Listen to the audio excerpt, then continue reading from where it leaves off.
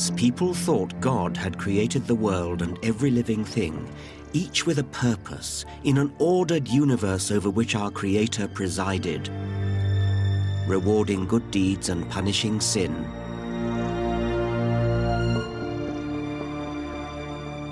Charles Darwin's theory of evolution by natural selection blew a hole in this comfortable explanation of life and faced us with a blindingly obvious yet disturbing truth.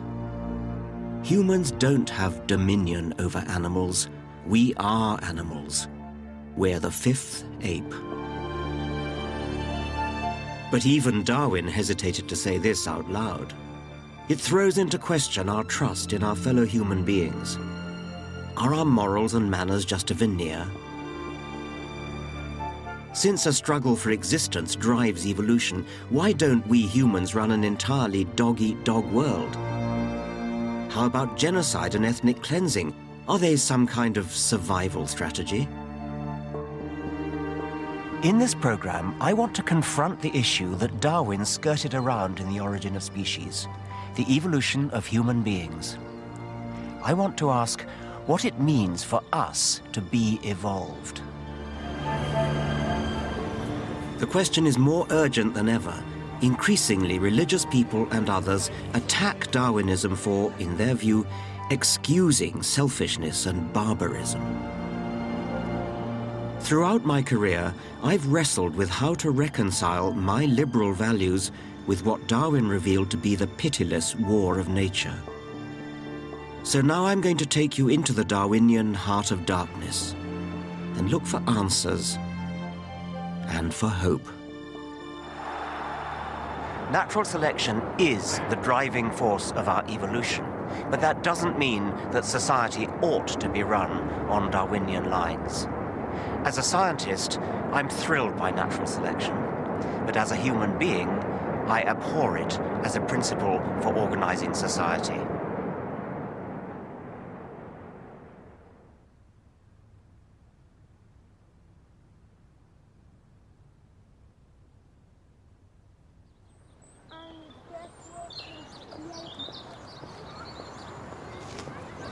Evolution by natural selection is a very simple idea.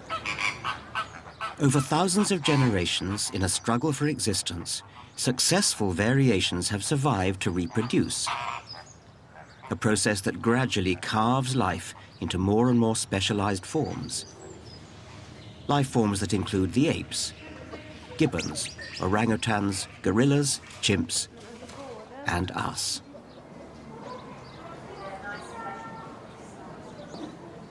Here at London Zoo, back in the 1830s, the arrival of the first apes outraged polite society. Queen Victoria, for one, found them painfully and disagreeably human. But another visitor was spellbound. The young Charles Darwin saw the unmistakable truth staring back at him from the other side of the cage. The uncanny familiarity of ape hands and the humanity we seem to glimpse in their eyes was for Darwin further evidence to support the idea of evolution, that all life was related.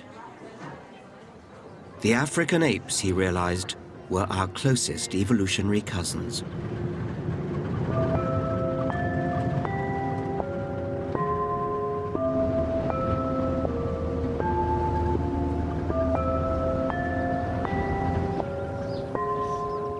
East Africa, my birthplace, and rather more importantly, the birthplace of the human species itself. Between 5 and 6 million years ago, there lived in Africa an ape who had 2 children. One of those children was destined to give rise to us, and the other was destined to give rise to the chimpanzees. If I stood here and held my mother's hand, and she held her mother's hand, and she held her mother's hand, and so on back to the grand ancestor of all humans and all chimpanzees, how far would the line stretch? The answer is about 300 miles. Over that surprisingly short distance, the fossil record shows evidence of extraordinary changes. The paleontologist Richard Leakey and his family have uncovered the hard evidence in Kenya's Rift Valley. Evidence that charts the evolution of our ancient human ancestors. About 1.9 million years ago, you have skulls like this turning up now, and this is what they were calling Homo habilis. Largish-brained, still got a flat, big face, and probably ancestral to Homo erectus, which turns up in Africa at about 1.8 million years. This, then, is the ancestor to Homo sapiens. This persists for almost 1 million years, this condition, and then it gives way to something with an even larger brain, things that are much more like ourselves. These whopping great vaults. The brain has really expanded. It's much more like a modern human brain in terms of size and in terms of shape. And by the time you get to this, all of these others have disappeared from the fossil record. So there's all the major steps in the human story are in fact told in Africa. I often meet people who say to me, nobody's going to tell me I'm an ape. Is there a kind of visceral revulsion, do you think? Do you meet that as well? Yes, I do meet that, but it seems to be so misplaced because, as you know, we are the fifth ape, and we never separated from the apes. We just do things differently. I've often found it fun to go to an ape exhibit in one of the big zoos, and you can watch people looking at a group of chimpanzees, and what is very clear if you watch their facial expression, you can see that they're not so sure that ape's like them, but they can look around and say, yeah, there's a similarity between the person on the other side of the cage. Yeah. We are closer to chimps, African chimps, than a horse is to an ass. Horses and asses put together produce offspring. Wow, says everybody. Are you? Yeah, I am.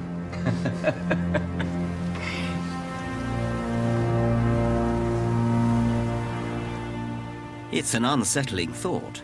In evolutionary terms, we're so closely related to chimps that it's not ridiculous to ask whether we might still be able to breed with them. We're the human animal, upright, big-brained ape cousins who evolved to outthink the competition. As a biologist, I've wondered at the challenging implications of this, what it tells us about human society now. But over half the people on Earth are so horrified by what Darwinism reveals about our origins, they just refuse to believe it. I'm an ape.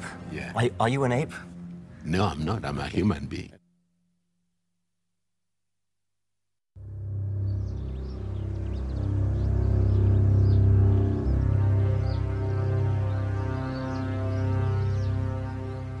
I'm on a journey exploring the dark side of Darwinism. I want to confront what it means for us to have evolved in nature's brutal struggle. Why should the fifth ape love thy neighbor? The thought of our animal origins can upset people. Read The Origin of Species, Darwin's masterpiece that set out his theory of evolution, and you will find only a handful of passing references to human origins.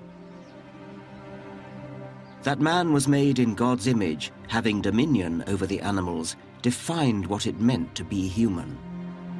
So, discussing human evolution was just too risky. Darwin shied away from it and simply wrote, near the end, "Light will be thrown on the origin of man and his history."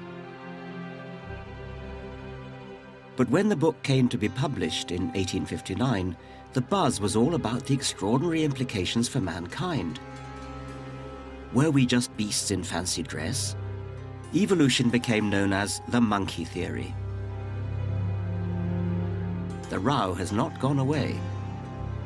In Kenya, the cradle of mankind, religious groups are trying to block the opening of the National Museum's exhibit of human fossils. The fossil record of human ancestry has a particular fascination.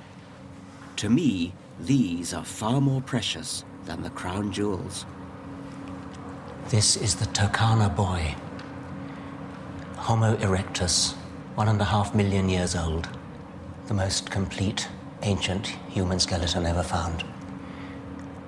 It's one of the most precious relics in any museum anywhere in the world. It would be an enormous pity if there were any pressure not to allow it to be seen.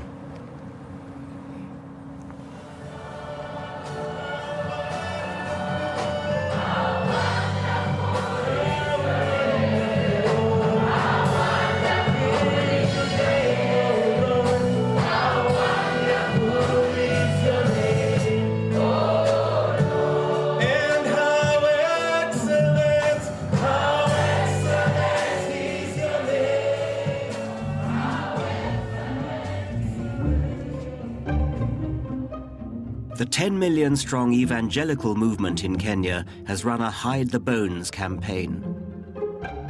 By coincidence, I was born right next door to the church where the protest is being led by Bishop Boniface Adoyo. Bishop, how do you do? Very nice of you to agree to this meeting. Same here to meet the great professor. Oh, let's go into it. You know, I was born just over the road there. No, I'm told over the other side. Well, we'll have to work that out later. Yeah. And you've met your... It was clear that we weren't going to see eye to eye from the beginning.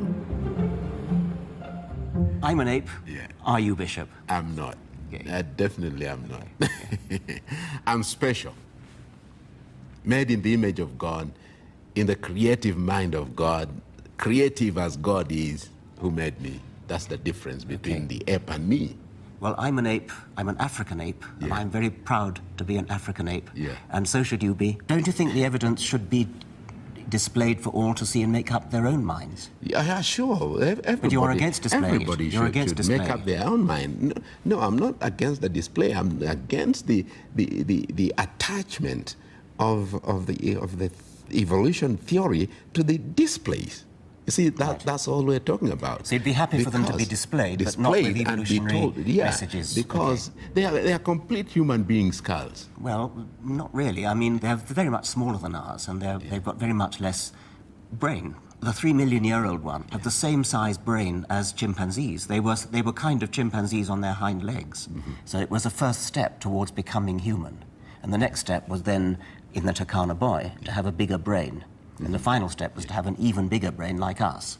If that's where we originated and evolved into this stage, why aren't those chimpanzees also evolving into man? Why aren't they extinct?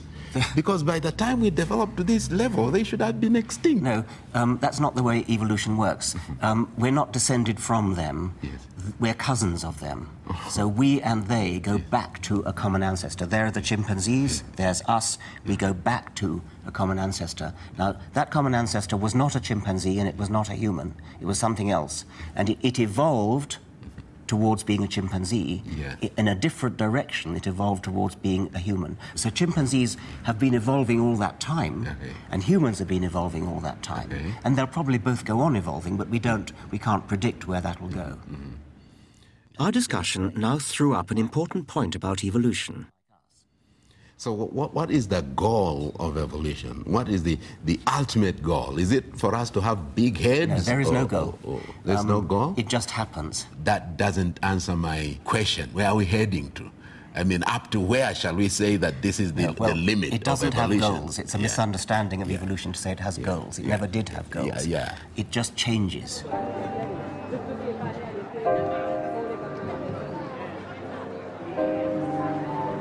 This is crucial. To understand evolution by natural selection, you have to grasp that it is not a grand scheme with goals. It's a harsh, unguided process which simply favors those that are most successful at passing on their genes. It has no morality or purpose. And we humans are just one of its products.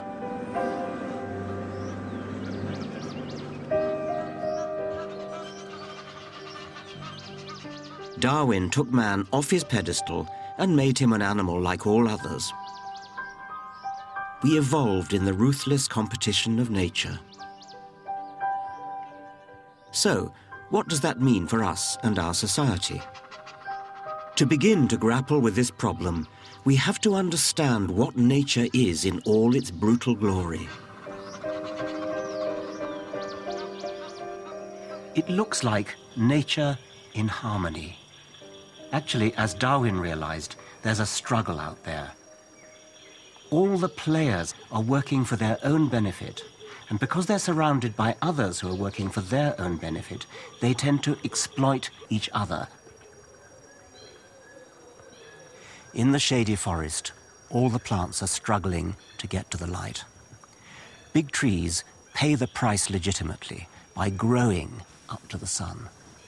But this strangler fig does a very strange and cruel thing.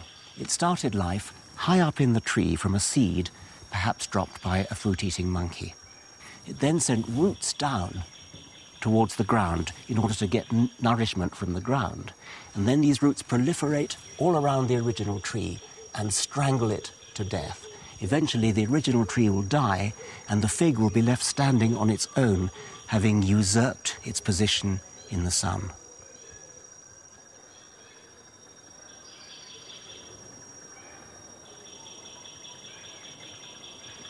The bitter struggle for survival in nature has been the dynamic force that has driven the evolution of life. And with the consequences of Darwinism begins. Attacks on Darwin have claimed that his goalless, soulless theory has unleashed the worst of human nature. If nature is ruthless competition, and nature is where we evolved, then is this the model for human society? Every man for himself? Well, let's look at this. There is one area of human affairs in which the dog-eat-dog mentality is natural. In business.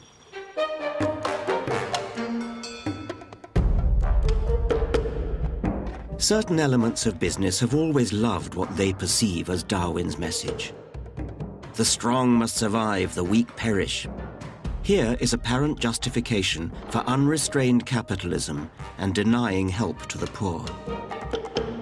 Several of the great entrepreneurs of the early 20th century, the so-called robber barons like the oil tycoon John D. Rockefeller, were unashamed social Darwinists. They believed human progress would be delivered by modeling business and society on nature, on the unceasing struggle of the jungle. Today, the giants of the oil industry stand as monuments to Rockefeller, the architect of our business age. Social Darwinism is still with us. In the 1990s, the American energy company Enron ran a kind of nasty Darwinian experiment, lining up 15% of the least fit of their workforce to be fired each year. It didn't end well. Enron selected not necessarily the best, but the most ruthless individuals who turned a blind eye to the widespread fraud that brought the company down in scandal. Ken Lay, Chairman and Chief Executive Officer, Enron. I've come to a convention of entrepreneurs in London to observe today's business animal up close. My best friend is a money broker in the city and has more money and knows what to do with, and he's offered me whatever I need. Okay, one thing's confusing me, and that is why you're here. Mark, good presentation. I suppose I should put my cards on the table. I don't like the recruitment industry generally. For a very long time, people have noticed the similarities between economic systems and biological systems, and particularly the notion of competition in both systems. When businesses compete, we can think of them as design. So you might have a design for a bank, a way to run a bank. And each of the banks along the high street will have a slightly different way of running a bank, a different design.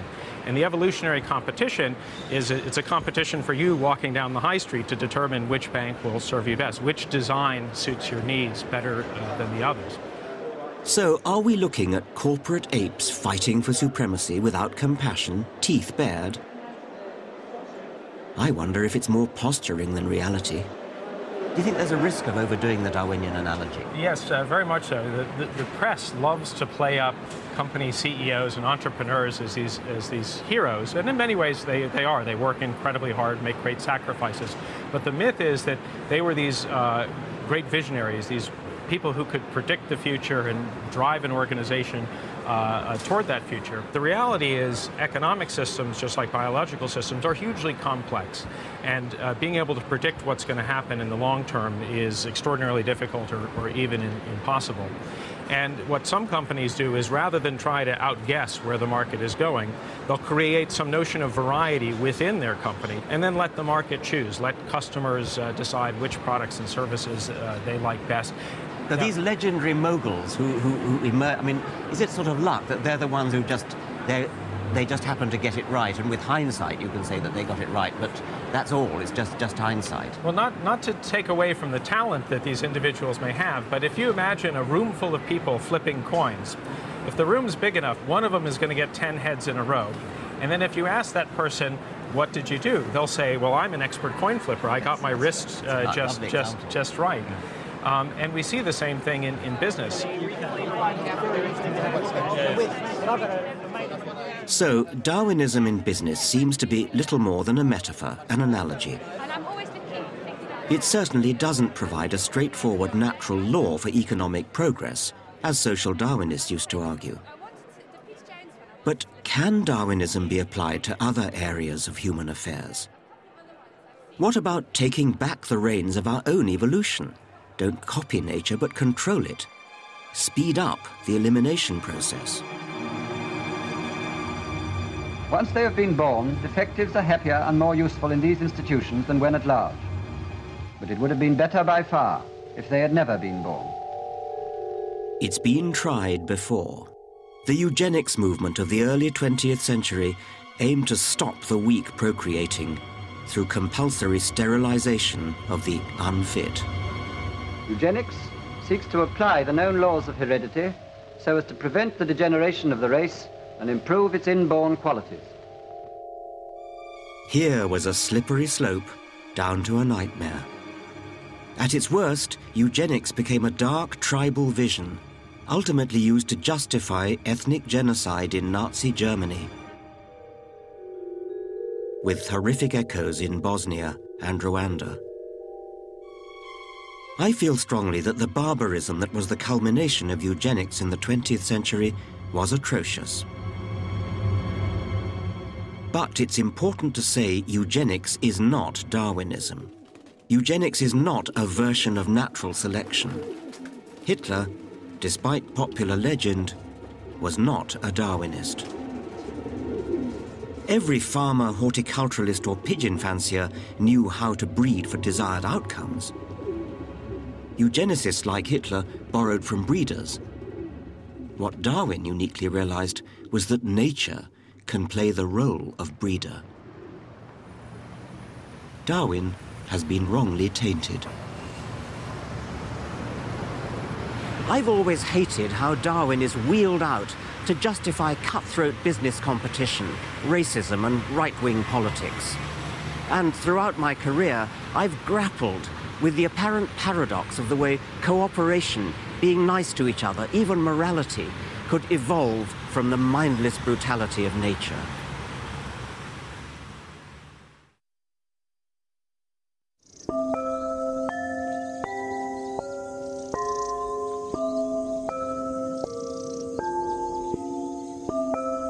Charles Darwin argued in Origin of Species that evolution of life on Earth had been driven by a brutal struggle for existence.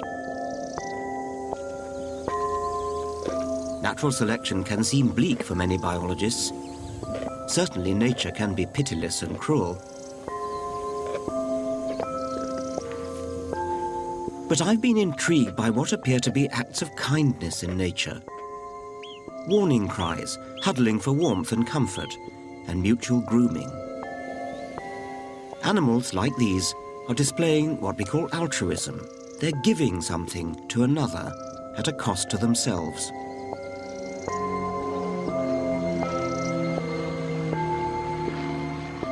The question I've grappled with as a biologist is why? The explanation must at some point involve the brain. Altruism, like any other behavior, must have evolved over time as brains have evolved. So now, I want to talk to somebody who knows about our evolved psychology. Steve, hello, nice to see you. When we teach about evolution, we naturally tend to focus on anatomy, but you could equally well say that psychology, that our minds are evolved organs or organ systems, couldn't you? Well, yes, and we have every reason to believe that the mind is a product of the activity of the brain, and I happen to have one here. And it's clear that the brain is an organ. It's got an evolutionary history. All of the parts in the human brain you can find in the brain of chimpanzee and other mammals. And we also know that the brain is not just a random neural network. And we have reason to believe that a lot of the products of the brain, our perception, our emotions, our language, our ways of thinking, are strategies for negotiating the world, surviving, bringing up children, finding mates, negotiating relationships. I suppose we can all understand why sexual lust has a Darwinian survival value. And are you now saying that the mechanisms for guilt, trust, that those are a bit like lusts? I mean, there's a lust to trust, or is that not a... Indeed. I mean, there are... and people have... no problem accepting Darwinian explanations for emotions that are triggered by the physical world. Fear of heights and snakes and spiders and the dark and deep water. Disgust at bodily secretions that might be carrying parasites or rotting meat and so on. But often feel a little more surprised and even resistant to the idea that some of our moral emotions might have an evolutionary basis, like trust, like sympathy, like gratitude. But I think that as clear as it is that fear has an evolutionary basis, I think our moral emotions can be analyzed in the same way.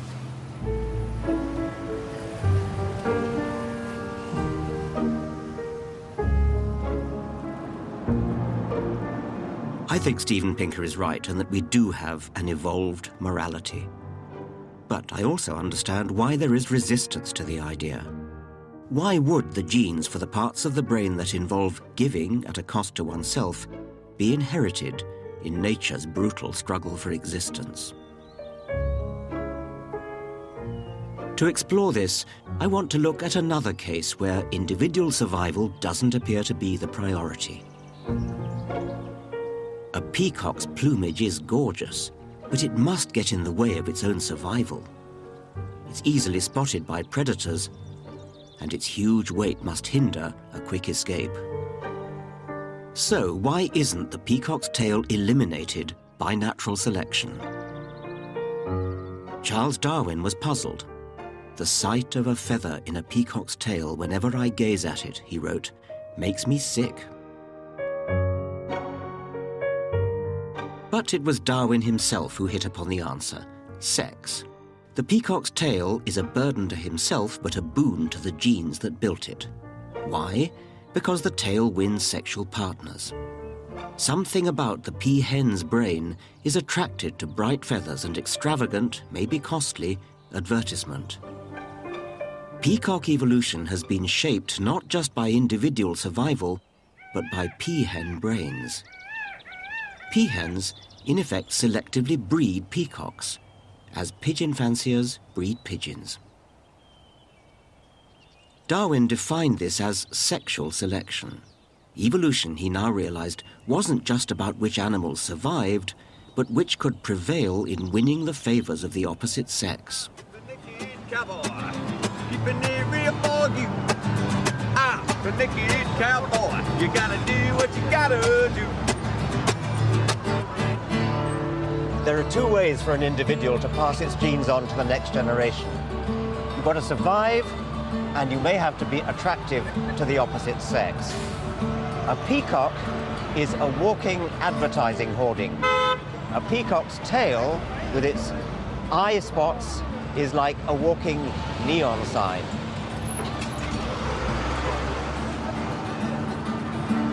Here in America, I'm looking into an unexpected way in which women could be said to be practicing a form of selective breeding.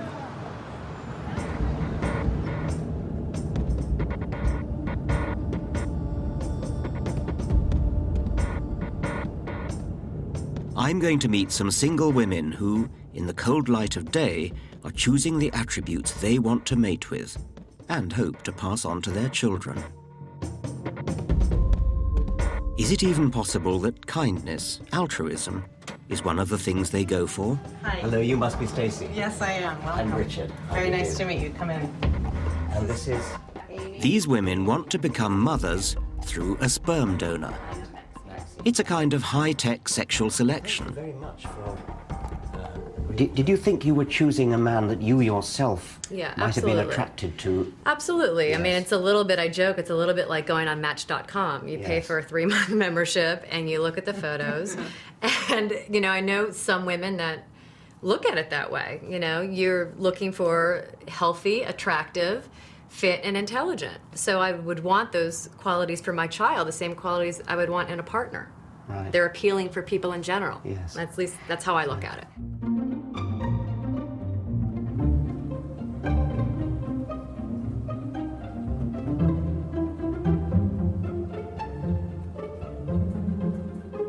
For the women's potential partners, partners whom they never meet, the process begins here. Down here we have the donor rooms where, you know, they can do their thing. And, you know, we're trying to... Suitable pictures on the wall. Oh, of course, you've got to have a little inspirational material to help it along, you know. But who are the women going to pick? It's the same type of room. Are there any women who say, well, just give me something at random? Very, very, very rarely. Okay. Tell me a woman that has walked into a shoe shop and said, just give me whatever you have. That doesn't happen, you know. No, that's right. Yeah, but I mean, I'm interested anything you buy, because you spend time on your decision. That's right, of course. But I mean, we kind of in our society pay lip service to the idea that there's something taboo about eugenic choice, and so you might think that the women might, as it were, go along with that and say, well, I don't approve of eugenics, so it's America. It's a society of consultation and consumerism. People are used to, you go online, you buy products, you ask questions about the products. Donors have to provide full and intimate details of all aspects of their life. Shoe size and allergies and skin tone, if he tans easily. There was one that caught my eye. 6'1", hazel eyes, curly brown hair. Favorite pet dog? Favorite pet. If he's a smoker. Likes James Bond. He likes the Aston Martin. He likes jazz music. But I want to return to the enigma of altruism. Is it possible that among the qualities women want in a sperm donor is niceness, kindness? I'm interested in this donor because he explained that someone in his family had difficulty getting pregnant, and so it was important to him to be able to help others who were in need of assistance in that area. So I liked that. What's fascinating is that the women don't just want the obvious alpha male qualities. You know, there's so many things that goes into it than just looks or intelligence. One of the donors that have been really popular is actually the nicest guy. And I don't know how you put that in a formal, but he's the nicest guy. Yes. He's not the smartest guy. Yeah. He's not the best looking guy. So how do they know? How do they know he's the nicest guy? From his... He's actually written a really good extended profile about himself. So I've actually met the guy. That I can tell you the profile actually checks out. He is a really nice guy.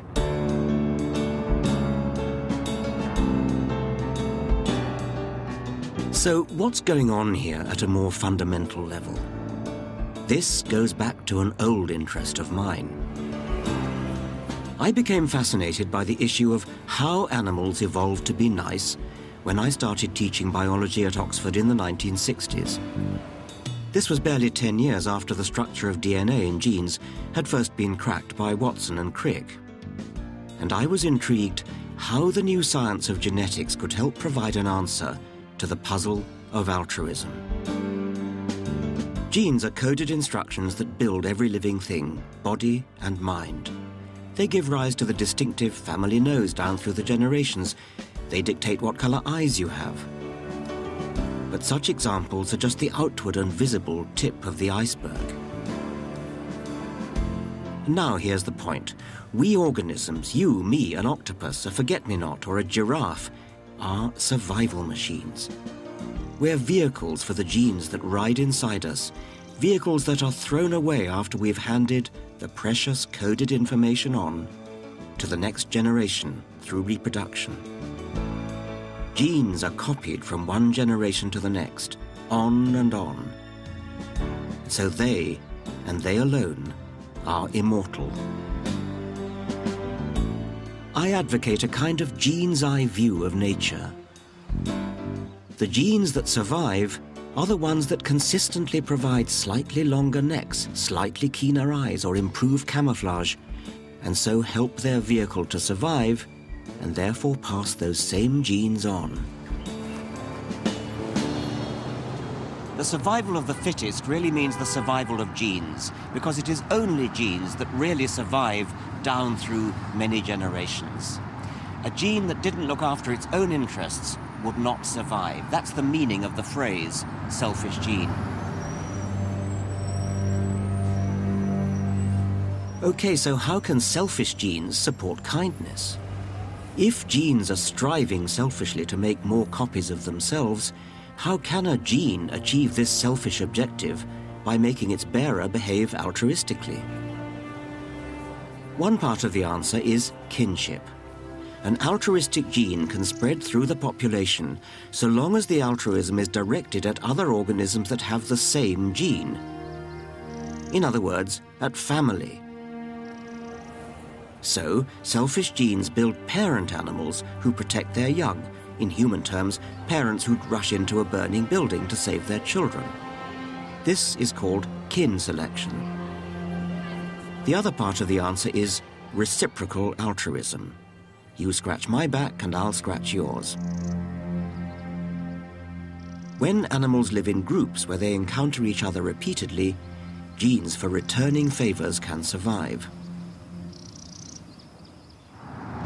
Individuals sacrifice themselves for each other. They give food to each other, to close kin, and to other individuals who might be in a position to pay back favors on another occasion. Selfish genes give rise to altruistic individuals.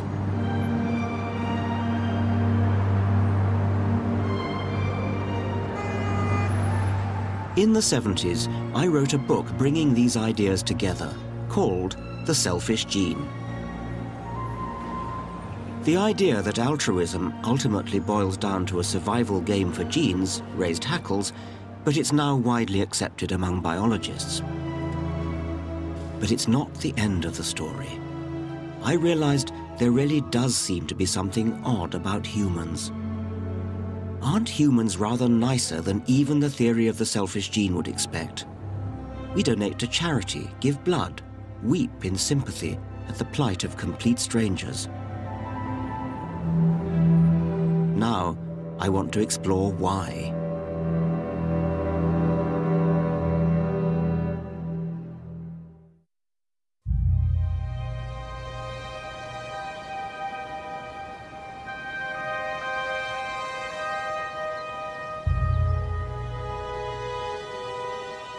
I've been struggling all my life with why people should be quite so kind and decent to each other. At first glance, it seems to go against the dog-eat-dog viciousness of Darwinism. To be sure, Darwinism was softened because it was in the selfish interests of genes to build altruistic animals. There are good genetic reasons for limited acts of kindness.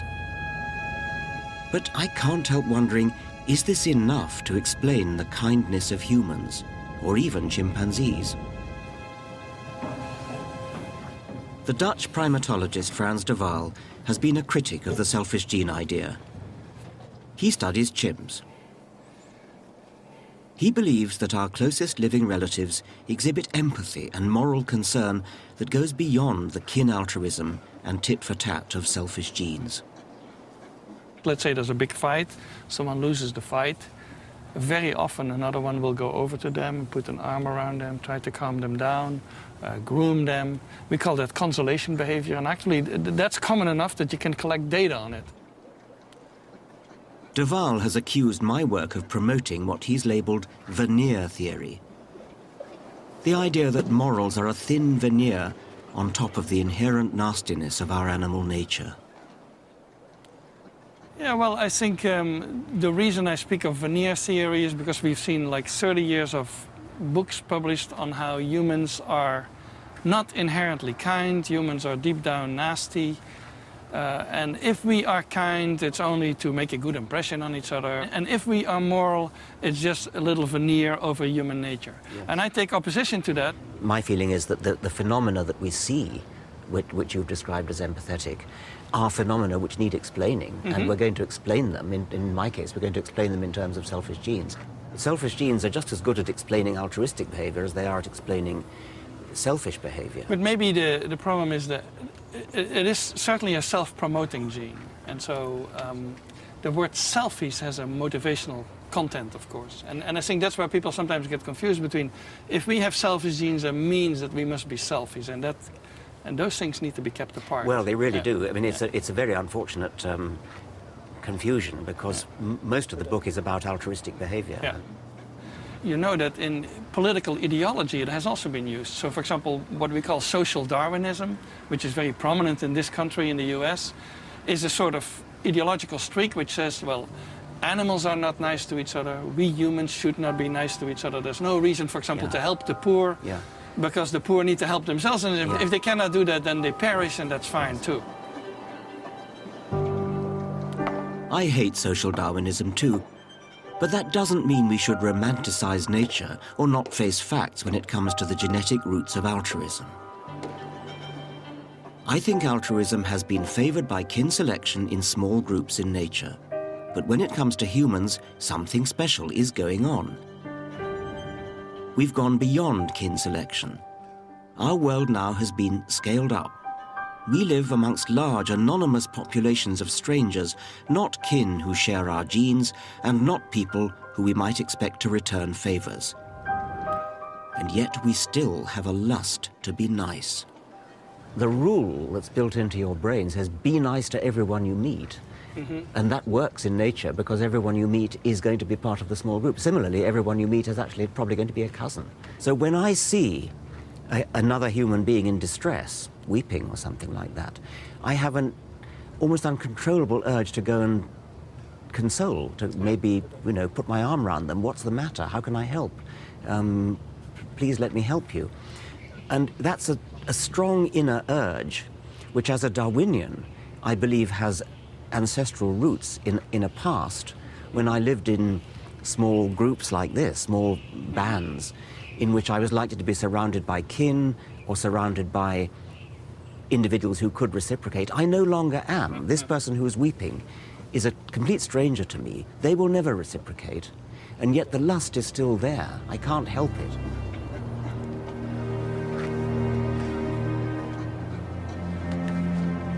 She lost it. She got it last time. I got another one. Keep her.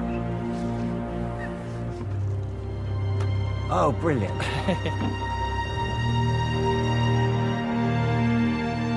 Why are humans often so good to complete strangers? Could it be because our selfish genes are in some sense, a blessed sense, misfiring? Compare it to sexual desire. The lust to copulate, even though we deliberately use contraception to thwart its evolutionary purpose, is still there because of hardwiring from the genes. Similarly, have a lust, even to total strangers, because niceness has been hardwired into us from the time when we used to live in small groups of close kin and close acquaintances with whom it would pay to reciprocate favors. This, for me, is the antidote to the darkness some have seen in our Darwinian heritage. And it goes further. The joy of being conscious human beings is that we rise above our origins. Our misfiring selfish genes mean we don't ape the nastiness of nature, but extract ourselves from it and live by our values. As Darwin recognized, we humans are the first and only species able to escape the brutal force that created us, natural selection. We civilized men do our utmost to check the process of elimination. We build asylums for the imbecile, the maimed and the sick. We institute poor laws, and our medical men exert their utmost skill to save the life of every one to the last moment.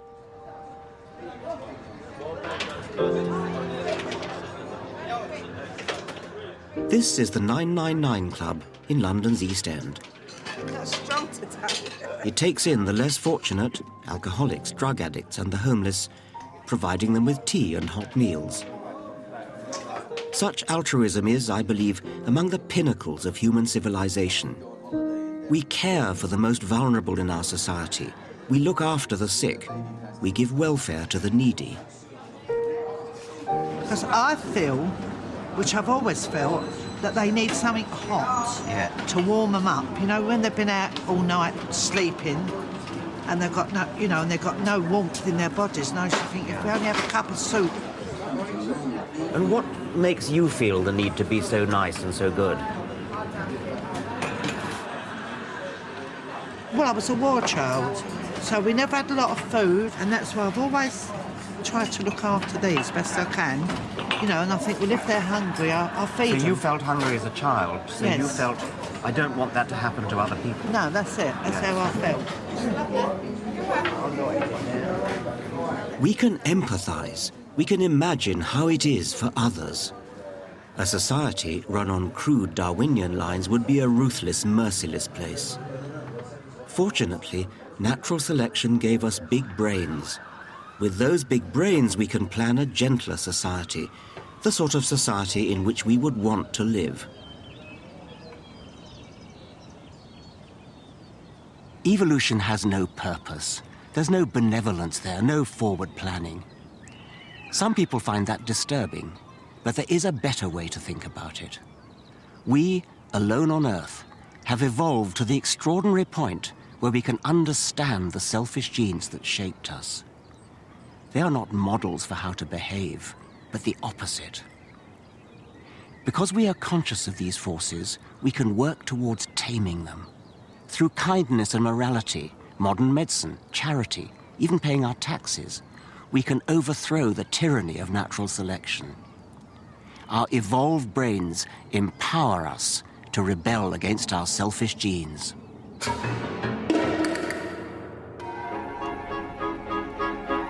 Next time, Into the Lion's Den. Today's religious backlash against Darwin. The ever more elaborate strategies to deny the evidence of evolution, and how Darwin himself struggled with the implications of his own theory.